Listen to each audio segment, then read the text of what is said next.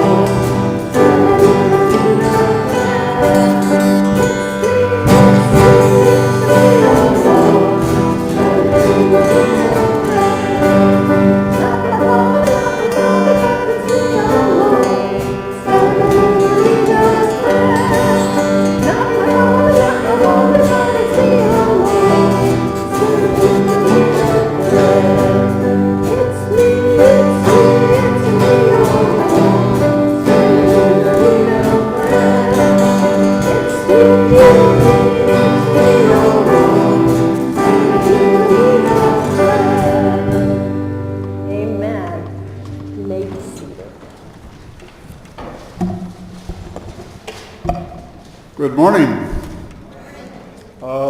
Ken Rose, and want to welcome all of you who managed to, set your clocks ahead to show up this morning and are watching us on the television. And we do things a little differently here in some ways.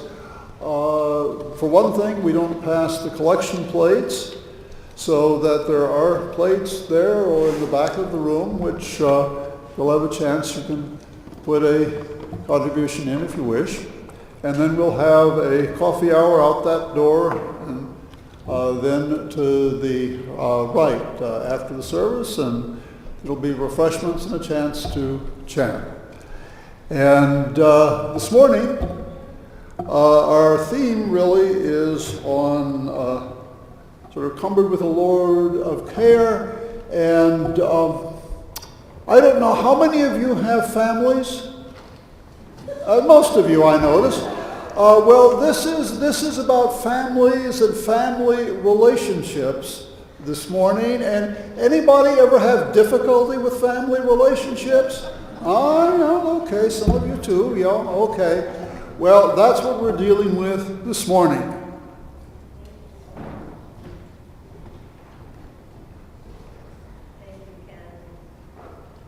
In our ongoing series on forgiveness, and we're going to be looking at family relationships and that. We're going to sing a song now about forgiveness. It's an old Hebrew tune, so it's beautiful minor for Lent. It's in the little black hymnal, God, How Can We Forgive? And it's just kind of, like through the Psalms and many places in the Bible, there are kind of cries of anguish when we ask God for extra help. And this is one of those. Hope that it speaks to you in some way. Feel free to stand and join right in. How Can We Forgive, 2169. Or it's on the screens.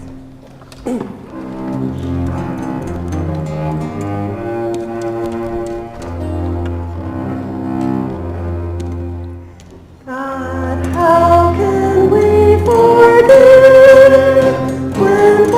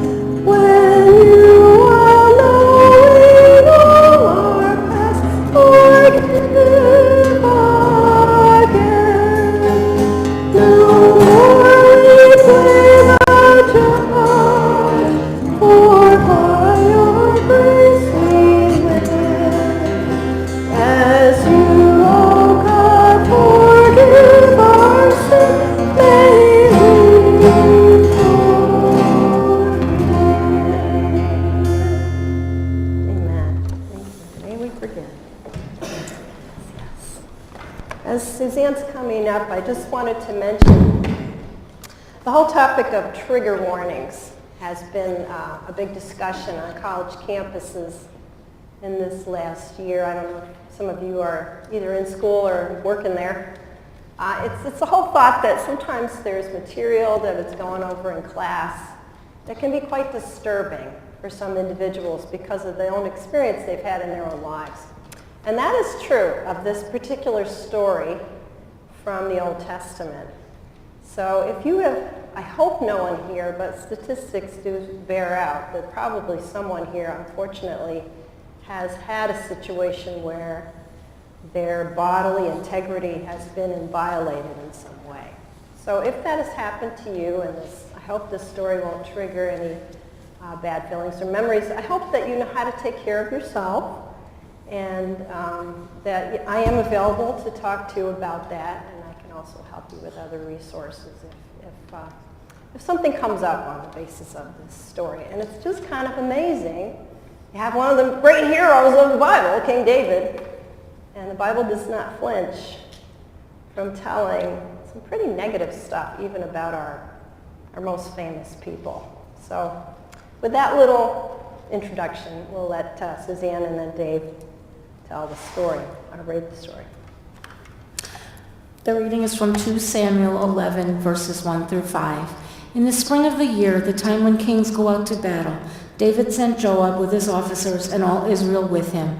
They ravaged the Ammonites and besieged Rabbah, but David remained at Jerusalem. It happened late one afternoon when David rose from his couch and was walking about on the roof of the king's house, that he saw from the roof a woman bathing. The woman was very beautiful. David sent someone to inquire about the woman. It was reported, "This is Bathsheba, daughter of Eliam, the wife of Uriah the Hittite." So David sent messengers to get her, and she came to him, and he lay with her. Now she was purifying herself after her period. Then she returned to her house. The woman conceived, and she sent and told David, "I am pregnant." We'll observe a time of silence.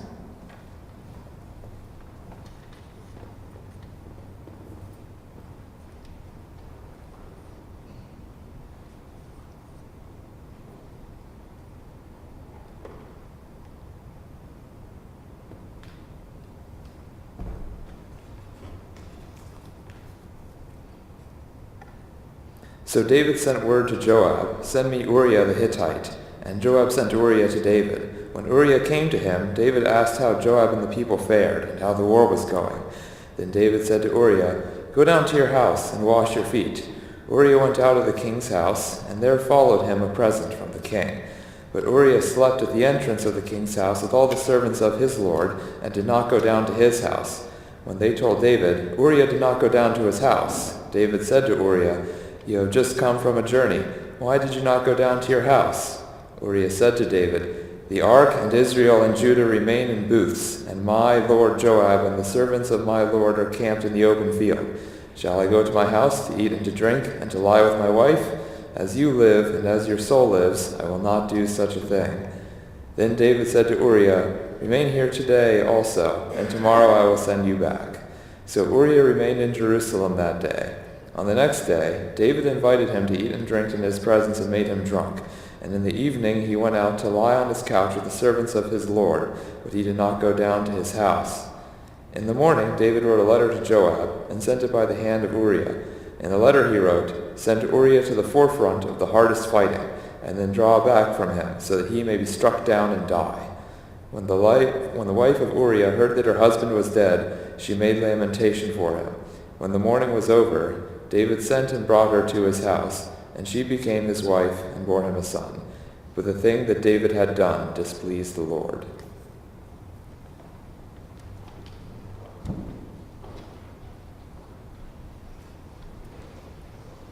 going to begin the message. I've asked Debbie Byers to start with a little testimony, just to bring it right into the present.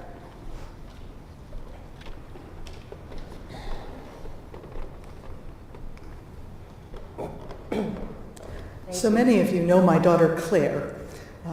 She grew up here in this church, and she now lives in Philadelphia, and she's just a wonderful young human being. But she is an artist, and she is an activist. And ever since that video came out about Planned Parenthood, that insidious lying video, she has made it a point to go to the main Planned Parenthood in Philadelphia and protest when the anti-Planned Parenthood protesters are there. And I don't know if you've ever seen seen how that happens, but in Philly, there's a police tape up to guard the women who are trying to go in for services, who need volunteer escorts to protect them from the protesters who are there to shout hateful things at them and wave signs in their faces. And so Claire stands on the same side as the hateful ones and tries to engage them in conversation and to contradict some of the things that they say that are misguided and not true. So as you can guess, and as you've probably heard, a lot of the anti-Planned Parenthood rhetoric and protest has amped up since the election. So Claire was there on a day, late November, and she was trying to engage in dialogue. And this day was unusual because instead of the usual turnout of the 50 to 75-year-old men who were there, it was a whole range of men, including some that were Claire's age, which is, around 30. And she was engaging a dialogue, and she was telling me about some of the things back and forth, and I was so proud of her because she didn't engage in personal insults or attack anybody's stupidity, unlike they were telling her that she clearly didn't know how a woman's body worked, and that she clearly, she's like, I think I've lived with it for 28 years. But what happened was, I guess they get bored with their protests because they all thought this was pretty novel. So it turned out that there were 11 of them who were converging on her and all, talking over each other, and she's answering back and being respectful but being firm. And finally she says, but the thing is, it's my body. I get to decide for my body. Women get to decide for their own body. And a guy her own age says to her, but it's not your body. So I'll leave you with that.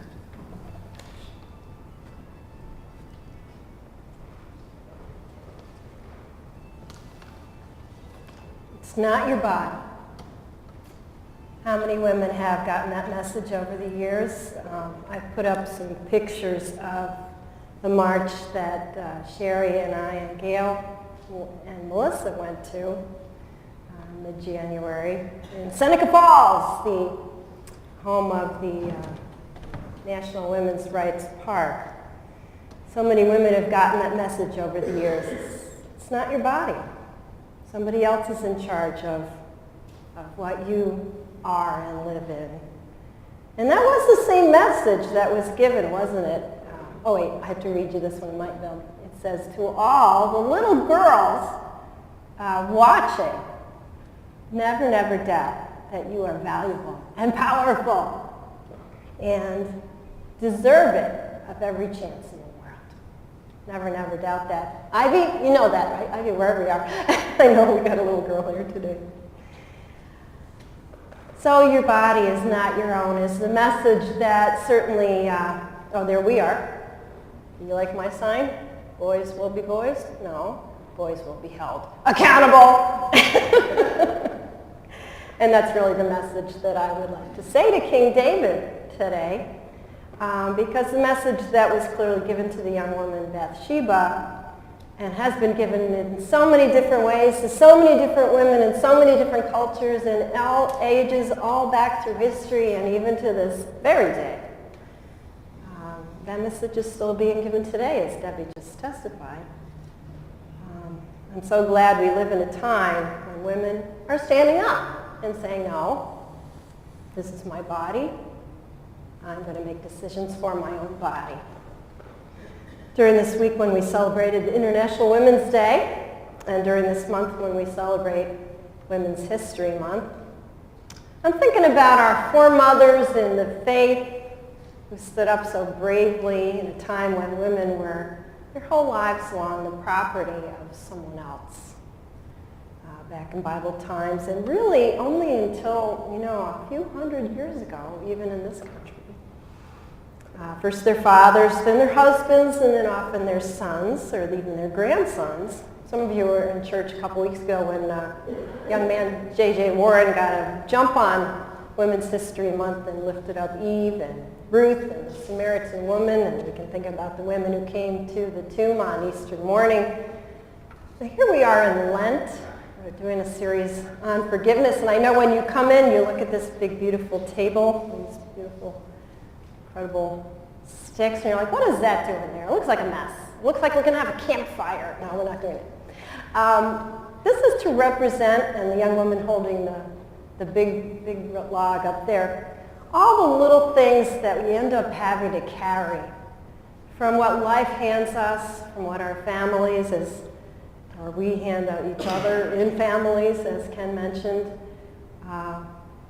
Little things that add up, little things, little ways that we hurt each other, little ways that we tell each other we're not worthy. Your body is not your own. It's not your body. Little things add up, though, don't they? I was thinking about there's so many great old gospel songs about, what you can do with those little things? You can bring them right here. You know that old gospel song about leave it there, take your burden to the Lord and leave it there? Do you know that one? And this, of course, comes from another old gospel song about what a friend we have in Jesus, cumbered with a load of care. And if we would just give all these things to God, and that's part of the invitation during this whole series, is whatever it is we're carrying, whether it's hurts and harms we've taken in, absorbed from the culture, from each other, from terrible things people might have done to us, even in the intimate circle of our own family. And this family we're hearing about today happened to be a very important family in the history of Israel, right? The first family, the family in the palace, but they had problems like everybody else, didn't they? Even bigger problems because they were kind of amplified, even without the internet or the 24-hour news cycle. I'm sure everybody knew pretty soon what was going on with David the king. And also, I want to say right from the start, and the story bears this out, what Dave read to us and Suzanne, that even when women were property of a man, what David the king did was wrong. I don't know why you thought he could get away with it, Power corrupts, they say. Absolute power corrupts absolutely. But the king of Israel did not have absolute power. The king of Israel was there because God and the people acceded to his leadership. He was there as part of a covenant. And throughout the scriptures, there are ways in which the king is called into account for that covenant. The covenant had stipulations. The king was supposed to be the servant of the people and the servant of God. And you know what? I think David kind of knew that. How do we know that David knew what he was doing was wrong? Any ideas from the story? How can we tell that he knew he was straying just a little bit after, first thing that happens, right? He's up there. First thing that happens, the first thing that's wrong, even before anything else happens, he sends his whole, military operation out in the field. But where is he? He's lounging in his castle and letting the young guys do all the fighting. What's wrong with that picture? Doesn't that always happen? The old guys are back behind their desk, safe and warm. and these guys are out risking their lives for the sake of the nation. I think that's wrong. But he's up there lounging around on the roof of his castle, da-di-da-da, late in the afternoon, and he looks out over, has a commanding view of the whole city, and he happens to see something. Have you ever walked your dog in the park, and you're having a nice little walk, and suddenly you get your arm yanked out of the sleeve because the dog saw a squirrel? That was David's squirrel moment. Squirrel! Isn't that right? What did he see? He saw a beautiful woman. And he had to have her right then. Had to have her. And he could take her. Because he was the king. In any other culture, that wasn't true for the Israelites. He was living in part of a covenant reality. He knew that was wrong. How else can you tell he knew it was wrong? What happens next after she comes to him and says, or she sends a message? Guess what? He tried to cover his tracks. How did he do that? First, the woman happened to be married to one of his great generals. And here's one of the great dynamics of the story. Uriah the Hittite, a famous military man who worked for David, and he wasn't even Jewish. He was a Hittite. He wasn't an Israelite. And he's following the covenant to the letter, to the shame of the king, who was kind of like blowing it off, isn't he? So Uriah, he tries to get Uriah to kind of make it look like the kid, because now this woman's pregnant, that this pregnancy belongs to her husband. How did he do that? Well, first he says, well, Uriah, come on, you've been working hard. Why don't you take a night off and go down and have dinner with your wife and drink a few glasses of wine and you'll have fun. And what does Uriah say to that? He has a military code of honor. He's like, are you kidding me? I'm not doing that. My men are out in the field dying, and I'm going to go have a nice night with my wife? I'm not doing that. So they're king. And then he tries to do it again. David tries to get him drunk himself. Okay, now you're... So even when Uriah is drunk, he is not going to betray the covenant that he has with God and with his military code of honor. So David is kind of desperate, and he writes a letter to Joab, the commander of all the forces, and sends it in the hand of Uriah. So Uriah is giving the commander his own death warrant. Well, you can't make this stuff up, can you? It's like a soap opera. It's very well written, so it's kind of an insult to call it a soap opera. It's better written than a soap opera. Send Uriah out to the front of the fighting and then draw back from him. You ever seen that in the military? I've never been in the military, but I understand when I need a volunteer and everybody steps back except the dumb person who didn't understand. That's what happens to Uriah. I'll laugh.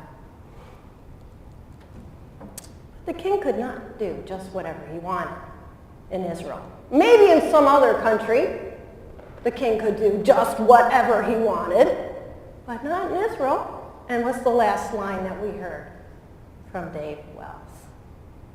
But the thing that David had done displeased the Lord. And that's an understatement of the century. So I have to tell you what happens next. We didn't read this part, but David has a come to Jesus moment. The prophet Nathan confronts him with his sin. How do you confront the ruler of your nation with what he's done wrong? Do you ever have to do that with your boss?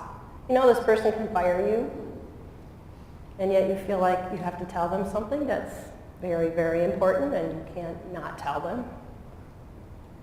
Well, Nathan's very creative, and he tells a story. He tells a parable. He kind of gets behind David's defenses because he doesn't hit him straight on with a report of what he has against him.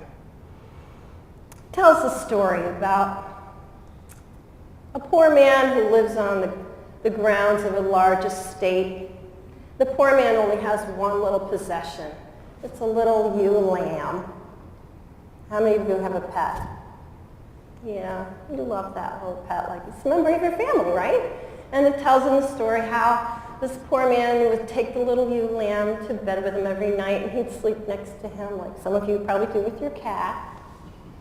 And then a traveler comes to the home of the rich man, the poor man's landlord. And in that culture, when a traveler comes, you have to feed that person. You make a nice meal. That's the hospitality of the ancient Near East. So the the rich man, however, was a very stingy person, even though he was extremely wealthy and had multitudinous herds.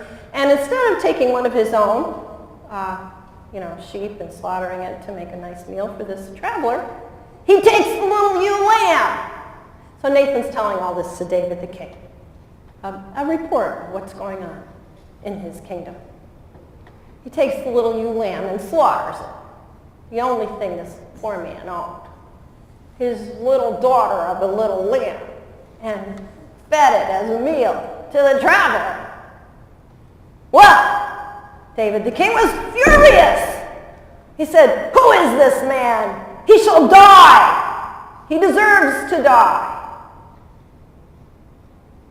And that's when Nathan says these famous words. Ecce homo, it says in the Latin, and that's been quoted in so many different places. You are the man, he says. That's the way to tell your boss something. And it worked. It worked. He spoke truth to power, and it opened David's eyes. And through this little parable, Nathan gets the king to convict himself. He couldn't take back those words of judgment on the rich and powerful man. Sin is a thing that is really, really real. Did you know that? I said this last week, but I have to say it again. Every human being on earth has been touched by it in some way. David started out taking what is not his own. That one impulsive sin, evil in itself, kind of creates a concentric circle of hurt and harm. Consider the sweep of David's life, rising from a nobody, out in the fields, taking care of his father's sheep. He's a little shepherd boy. He's a singer of psalms. He's a player of the lute. He goes into the royal house and tries to comfort King Saul, who was struggling with depression probably and with his own demons, and he would play songs for him and calm him down. And then a little later you see him doing something a little bit more nervy. He takes on the monster Goliath, and doesn't want to wear that armor, but gets him with those 5 smooth stones with which he had killed the bear out in the field. And then he finally, after this very complicated relationship with the first king of Israel, Saul, and his son Jonathan, David turns into a brilliant military campaigner and deals with the Philistines and the Ammonites, and he consolidates his power, unites the nation. He founds Jerusalem as the city of peace, signifying the unification of the nation for the first time, really, and becomes the king, reigns in peace. But even after all that, I would make the case that David's finest hour comes just here in this story, in his response to Nathan's strong confrontation when Nathan says to him after the little parable about the little ewe lamb, "You are the man!" Now, what could have David done? Well, could have had Nathan killed, right? He could have exiled Nathan. Okay, well, you just lost your job. You're no longer the court prophet. Why don't you go, serve in some outlying district of the realm, and we'll never hear from you again. But he doesn't do that. David knew in his heart of hearts that Nathan spoke for God. And in what may have been the greatest moment of his life, he quietly acknowledged, "I have sinned against the Lord."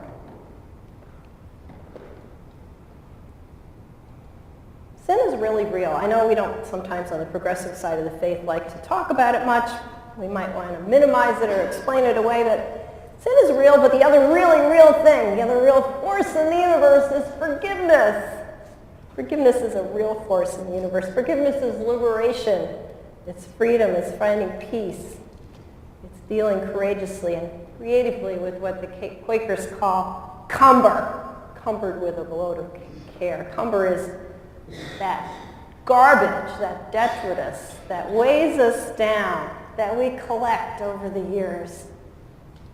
And we carry it around. The slights that people do to us, the things that we do to others that we feel bad about. And we carry this stuff. We're cumbered with it. We're all cumbered with a load of care. How do we get from there to that real force of forgiveness, to freedom? How do we get there? Well, in the chapter of the forgiveness book that some of us are reading this week, Adam Hamilton lays out a little schema of 4 steps that at least sometimes work. There are very few people in the world who are truly evil. So with most people, these 4 steps are possible. They take time, but they are possible. The first one is awareness. The consciousness that, in fact, we have brought pain to another human being. Today we're talking about forgiveness in intimate family relationships. Last week was forgiveness in our relationship with God. Next week we're going to talk about forgiveness in the church. And the week after, the whole world. But even when we think about betrayal and pain in our intimate relationships, as David shows us, those breakdowns cause God pain. You can't separate these different concentric circles. Because of grace, because of God's amazing grace, we can become aware of our faults and failings. We can stand to look at them for what they are. Then Hamilton says comes remorse, searching our heart, trying to understand ourselves. Why did we do that? Our motives, how did we miss the mark? Then comes confession, saying it out loud, acknowledging it, as David did to Nathan the prophet. And only then can come change. Now, I'd like to be able to say that after David did confess, everything got better, but sometimes it does not work that way. I remember when our son, Nathan, named after this great prophet, was about 2, he fell down and bumped his elbow or something, and I looked at it carefully, and I couldn't see any break of the skin. There was no bleeding, or, I couldn't see anything was wrong, but he was crying, and so I put a Band-Aid on it anyway. That's what you do, right? And then I kissed it, and I'll never forget what he said then. He said, "It doesn't take it off." Mom's kisses had stopped to work at the age of 2. I think maybe he was speaking for his spiritual ancestor, Nathan. Sometimes, even when God does forgive our sin, and we accept that forgiveness, and that's often the hardest part, sometimes the harm has been done, and it can't be entirely undone. Uriah could not be brought back to life. Bathsheba did become one of David's wives. But as Nathan prophesied for God to David, the sword shall never leave your house. And that really was the peak of his power and influence. And after that, it turned out all of his sons, Absalom and Amnon, and all these sons were just as boundary challenged as he was, and came back to haunt him with the worst, even worse, of his behavior times 10. Because sometimes what children live with is what they do.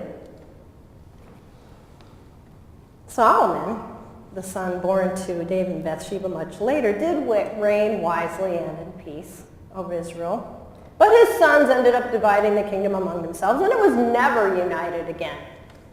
No wonder David's reign, with all his faults, was considered the nation's golden age. So did any good come out of this sordid tale? Well, first we know that in our faith tradition, no one, not even the king, is above the law. That's one thing that we need to always remember. Everyone is held accountable in the same way. Isn't that right? Doesn't matter who you are. We are all accountable to each other, to God. Now, that's good good news. Secondly, the story reminds us that to act irresponsibly in society, especially against those who have less power, is to despise the word of the Lord. JJ was right 2 weeks ago that to say progressive faith is redundant. Our faith is progressive because it has preferential option for those who have less power. Debbie brought some beautiful buttons that her daughter Claire designed and made. And, we have a few up here, not enough for everybody. It says, I'll stand with you. I'll stand with you. That's a pledge that we can make for each other and for people that we know in our society. Women, the immigrants, the LGBTQ community, many others, poor people who need to be stood with. Isn't that right? We need to do this. We are doing this. Because if we don't, we're despising the word of the Lord, and we know this is the right thing to do. And the third thing was that Nathan paved the way from his time to ours throughout the rest of the Bible and into our own day. God has called prophets to speak truth to power. From time to time, maybe some of us may be called to fill Nathan's shoes. Whatever we've been through, whatever cumber we're carrying around, we might find ourselves in this story. Whatever cumber we carry around, we're invited during this season to bring it here and leave it here because we live every day by the mercy of God's love. Amen? And we take every breath and just every step we take, we live by God's mercy.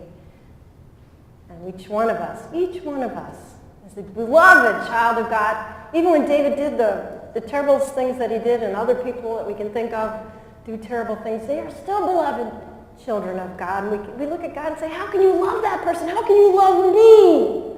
But God does. Isn't that amazing? It's true. It's true. Whatever we've done, whatever has been done to us, each of us is God's beloved child. So I'm going to teach you a song now that I want this to become today's earworm time. This is a song that's in the green book, and the words will be on the screen. It's just simply called Confession. And I hope it'll be a song that we can use again during Lent. But I'm just going to teach you the bottom line. And here's how it goes. It's just a very simple song. It's a prayer, though. It goes that we humbly ask the mercy of your love.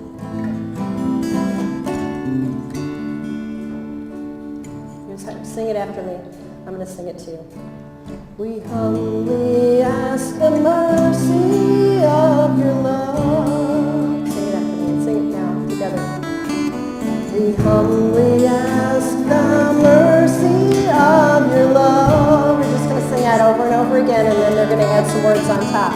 We humbly ask the mercy of your love.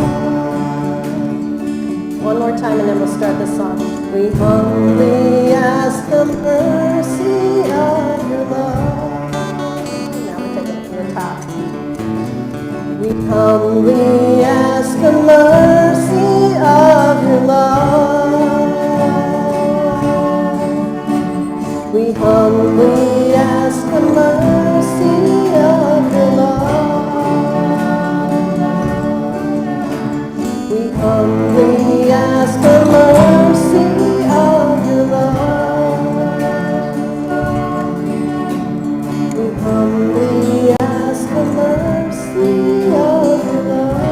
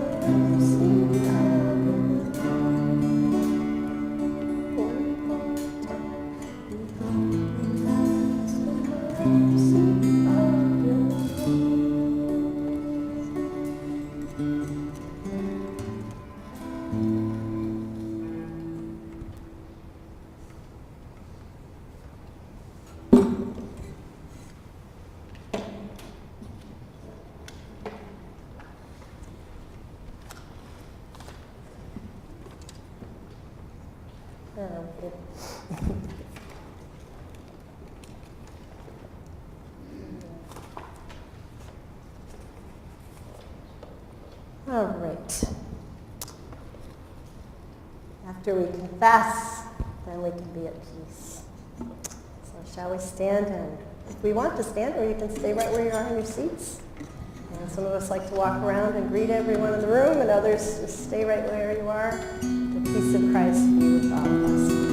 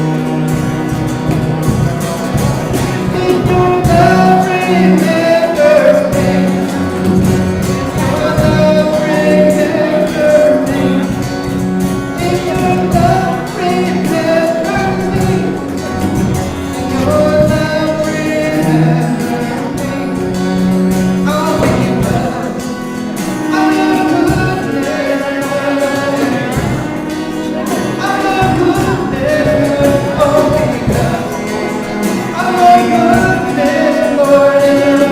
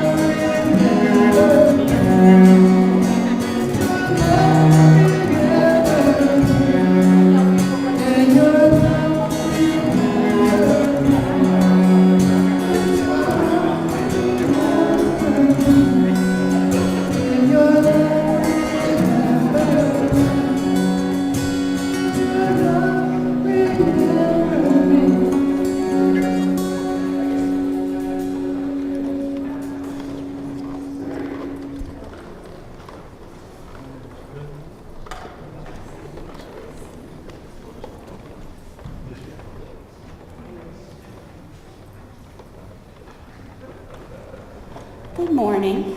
I'm not part of your bulletin this morning, but we're just going to slide me in. My name is Christine McDonald, and I'm talking to you as the co-chair of the Social Action and Missions team here at Christ Church. If you were here last week, we started talking about March Mission Madness, which has nothing to do with basketball that everybody's caught up in right now. But we're all about raising funds for 4 of our local helping agencies. So each week we're highlighting a different agency. Last week we talked about Joseph's House, and this week we will be talking about TAUM. And one of the board of directors of TAUM, Reverend Janice Palm, worships with us and is here today. So I'm hoping that if I get anything wrong, she'll just shout out and correct me.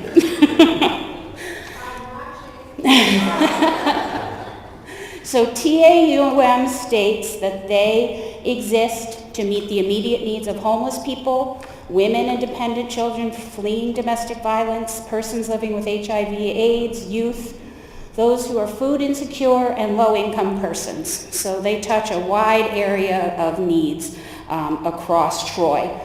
One of the programs that does that is their furniture program, and Dave will show you with the next slide that last year they dispensed almost $250,000 worth of furniture to people in need at no charge. So that was 1,405 items that went from somebody who needed to give it away to somebody who was in need. If you have any furniture that you need to donate, their biggest need is for dressers, beds, and kitchen sets, but they also will help redistribute things like bookcases and nightstands and coffee tables, and they even did medical equipment this year. So a lot of good being done there. Another program is Campus Ministries at Russell Sage College, my alma mater. They're Protestant and Catholic chaplains there. They work with students who identify as religious or identify as spiritual, and they're there to help build a safe and inclusive community there on campus. And then the next program is events circling around Dr. Martin Luther King Jr. Day. You've probably heard about the interfaith services they hold around that day, the breakfast that they hold on Martin Luther King Day, and the scholarships that they award to people going to college. They've awarded 85 of those so far to help young people get their education. Another way they're helping children get education is their Computers for Kids program. That's a 5-week summer course that 15 students go through every year. They work 25 hours to learn about computer hardware and software. They learn how to do things like use Excel and PowerPoint and write a resume. They build their own PC, and then they get to bring it home with them. And that Tom has helped 400 students through that program so far. They also are the sponsor of the Crop Walk, which is coming up on May 7th. And if you haven't heard of Crop Walk, that happens all over the country and helps to raise money for organizations who address hunger locally and internationally. That starts at 1 o'clock on May 7th. It's going to step off from their location at 392 2nd Street. And Nancy Bergen has the packet for anybody who would like to participate in that walk, or if you would like to sponsor a walker to help with hunger relief. And the last program we're going to talk about through TAUM is the Damien Center of Troy. There's also one in Albany, but TAUM sponsors the Troy location, and that provides services for people living with HIV and AIDS.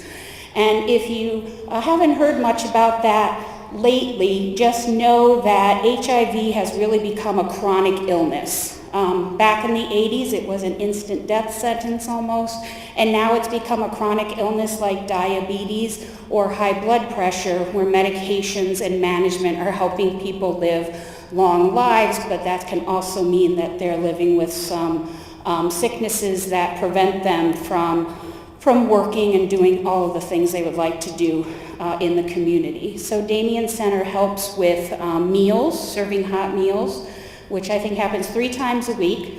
So they've last year served 5,000 meals. They work in conjunction with the Alliance for Positive Health, which is the new name to again reflect that chronic illness of what used to be called the AIDS Council. And they also partnership with the PAWS program. If you've heard of that, that comes out of the Albany Damien Center, and that helps people with HIV/AIDS afford pet care and pet food for their animals, which are such a big part of helping people have a better quality of life. So TAUM has been around for 31 years now. They serve about 2,000 people every year. They have about 300 volunteers, but would love to have more if you are so moved to work with them. And we're also hoping that you will help them through your donations. You look at their mission statement of people of spirit, justice, and care working together to build the spiritual and social well-being of people in the Troy area. That sounds pretty much like what we're doing too individually, and we are part of TAUM, and we're hoping that you'll support them. So you can write a check today or put some money in an envelope, and just make sure if you want it directed to TAUM that you put MMM for March Mission Madness and TAUM in the memo liner on the envelope. And another way you can support TAUM and the other helping agencies that we're highlighting this month is through our annual spaghetti dinner. And there's been a big change since we talked to you about it last week, in that we had originally scheduled it on March 24th, thinking that was Troy Night Out. We like to have it then to maximize the number of people who are wandering around the streets of downtown Troy looking for fun things to do. But then we found out that Troy Night Out was not on the 4th Friday of the month, but the last Friday of the month, which in March this year is March 31st. So the date of the spaghetti dinner is now March 31st. So we're just going to zip everything ahead 1 week. If you have signed up already to help with that, thank you very much. The sign-in sheets are in the back again on the Welcome Center, and there's lots of ways you can help the day of the dinner, prepping before the dinner, helping with advertising and things like that. So those corrected dates are on the back Welcome Center. Check your calendars, make sure if you signed up that you're still good to help on the new dates. And thank you for your patience with that. We wanted to show you this, which is now part of our website, thanks to Paul Morano, through Eventbrite. He created a way to go right to our website to buy tickets online. So you can buy them through the church office here. You can also buy them the night of the dinner, but if you want to buy them ahead, you're going to click on a green bar, and it's going to pull up how many adult tickets you want, how many children, how many under 5 will be coming. Those are free. And then there is a family price for 2 adults, 2 children. There is a small service fee. But for convenience, that is an option there for you. And it also gives people an opportunity to buy a ticket that somebody else can use, or it gives you an opportunity to sponsor the dinner by contributing money that way. Did I hit it all, Paul? Okay, so take a look at that. If you haven't been to our website lately, cctroy.org, take a look for that and some of the other things that we have on the website. Our last announcement is from Marilyn Blom. She has openings for altar flowers on March 19th and March 26th. So if you're interested in sponsoring flowers for either of those days, you can see Marilyn. Marilyn's sitting up front. And she also is still accepting money for Easter flowers if you would like to sponsor those, and those are probably envelopes in the pew, and there's a notice in your bulletin also. So now we're going to move ahead to our time of prayer.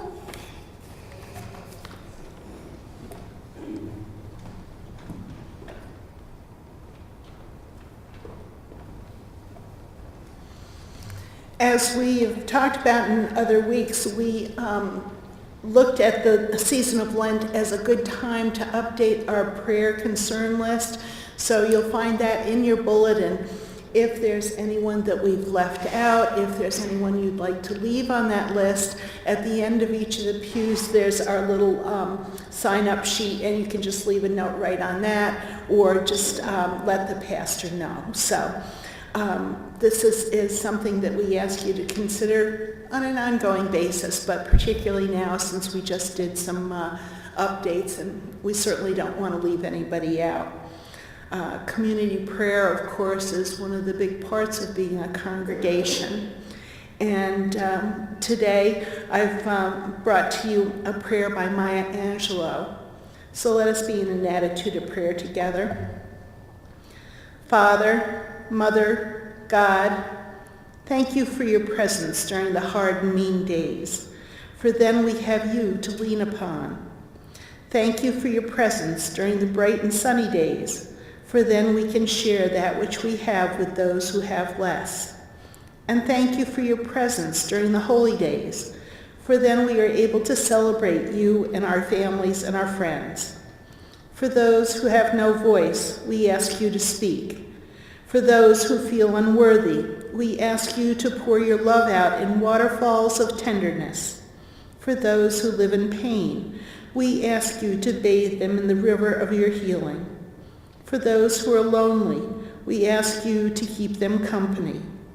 For those who are depressed, we ask you to shower upon them the light of hope. Dear Creator, you, the borderless sea of substance, we ask you to give all the world that which we need most, peace. Amen. Now let us join together in the prayer that Jesus taught us. Our Father, who art in heaven, hallowed be thy name. Thy kingdom come, thy will be done, on earth as it is in heaven. Give us this day our daily bread, and forgive us our trespasses, as we forgive those who trespass against us. And lead us not into temptation, but deliver us from evil. For thine is the kingdom, and the power, and the glory forever. Amen. And at this time, our ushers will bring forth our gifts, and you can remain seated, but we will sing the 2 verses of Dear Lord, Father of Mankind, and you'll find that in the United Methodist hymnal, the black one, at,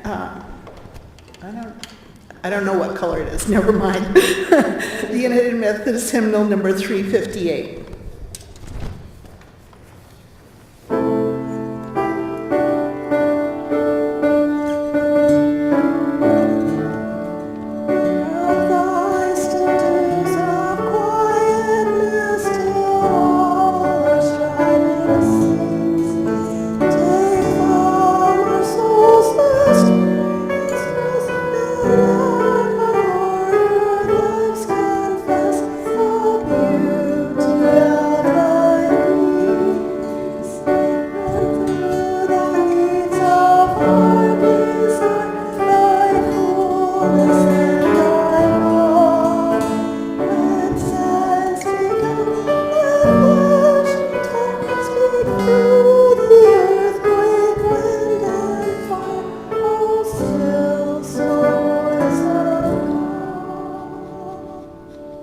Bountiful God, we come with our offerings in response to your love. With new life in Christ, we give ourselves in service to others. With the energy bestowed by the Spirit, we seek to inflame all your people with a zeal for your way. Receive the work we do and the gifts we bring, that they may become a blessing in your sight. Amen. Amen. And you may stand if you are able for our last song. A place at the table will be on the screens, but it's in the green book if you'd like to look at the music. We're singing the first 2 and the last 2.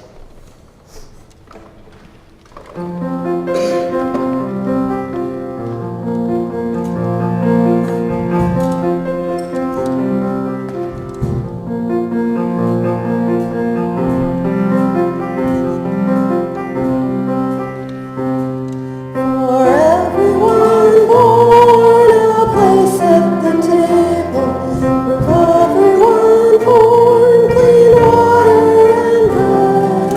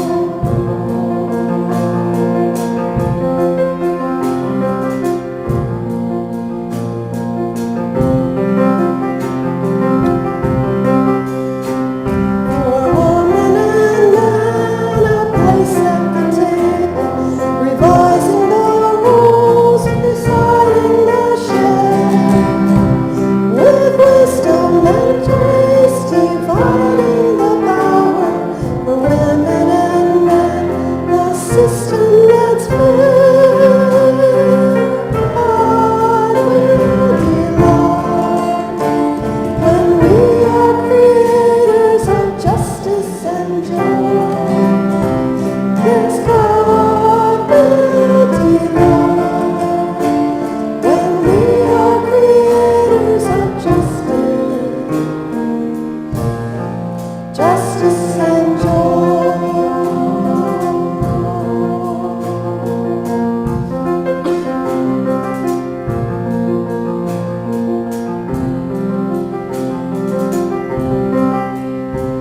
For just and unjust, a place at the table, abuser abused with need to forgive.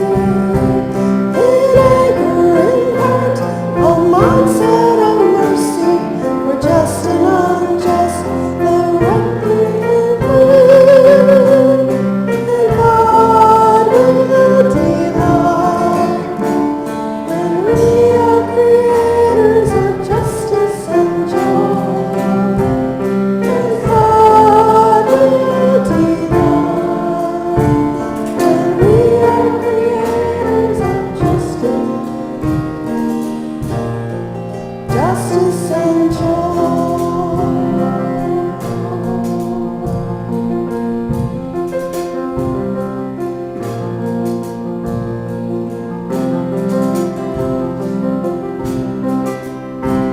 For everyone born, a place at the table, to live without fear and simply to be, to work, to speak out, to witness and worship. For everyone born, the right to be free. God will delight. And we are creators of justice and joy.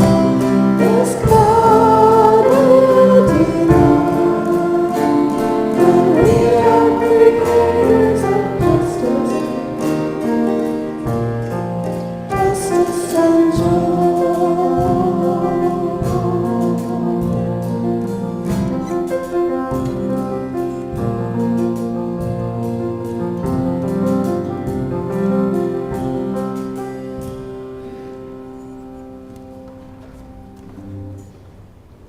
Go forth to serve God and your neighbor, especially those out of power, especially those who need forgiveness. A listening ear, stand with them. Go out knowing that you and all of us live completely in every moment by the love and mercy of God, because we are all God's beloved children. Peace, blessings be with each one. Before you go forth, I'm going to ask you to have a seat for just a moment, because I'm back and have another announcement. But this time I'm wearing a different hat as the chair of your leadership team, the group of 18 that does the business of the church, like finances and taking care of the building and human resources. If you were here a couple months ago, you heard Marty say that she had told our bishop that she was open to moving to another charge in the coming year. If you're new to Methodism, Methodism has been about itinerancy. John Wesley started off as an itinerant preacher, moving from town to town and spreading the good news.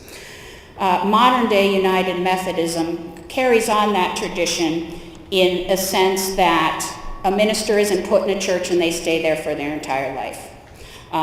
The conference, every few years, the number of years always varies, but decides that it's time for a pastor's gifts and graces to be used in another location. And every year, each congregation and each pastor is asked if they feel that they would like to stay with the current arrangement or if they're open to a change.